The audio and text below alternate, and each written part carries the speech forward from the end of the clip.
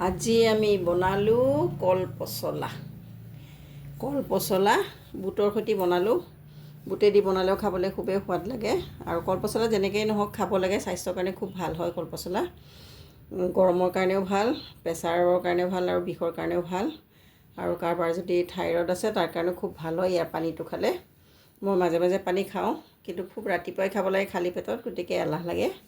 সেইকাৰণে আজি ভাবিলোঁ পানী নাখাওঁ যেনিবা কল পচলাই ভাজি বনাওঁ বুটৰ সৈতে আৰু আপোনালোকৰ লগত শ্বেয়াৰ কৰি দিওঁ। আপোনালোকে কমেণ্টত জনাব কেনে পায়।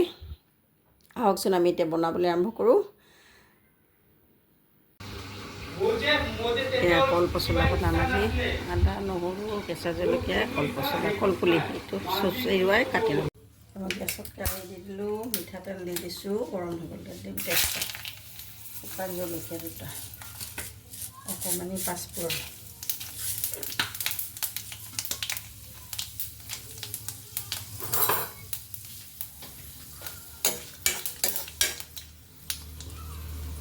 এইফালে পিঁয়াজ আৰু কেঁচা জলকীয়া দি দিছোঁ, এইফালে দি দিওঁ।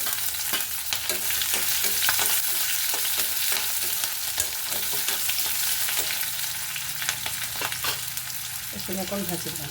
এইখিনি ভজা হৈ গ'ল, ইয়াতে এতিয়া দি দিম আদা নহৰু কুটি লৈ লৈছোঁ।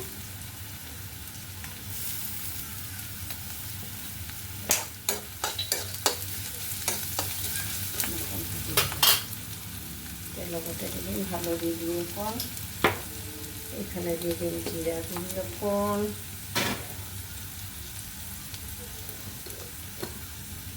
লগতে দি দিম ধনিয়া গুড়ি।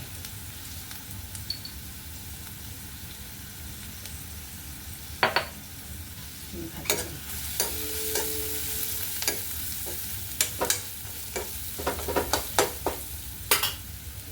এইফালে লৈছোঁ বুট তিয়াই থৈছিলোঁ, বুট লৈছোঁ ৰাতি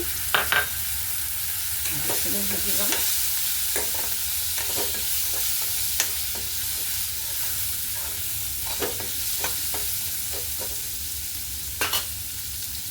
বুটখিনি ভাজি থাকোঁতে মই নিমখ অকণ দি দিম, সোৱাদ অনুযায়ী নিমখ।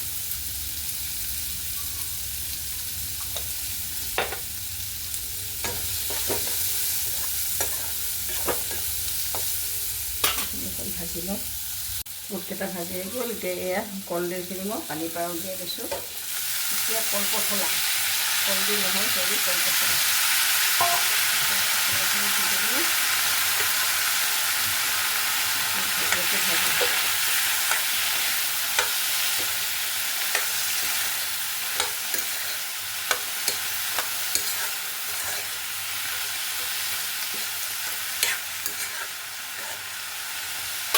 এইখিনি আমি ঢাকনি দি ভাজি। এয়া আমাৰ কল পচলা ভাজিখন ৰেডি হৈ গ'ল।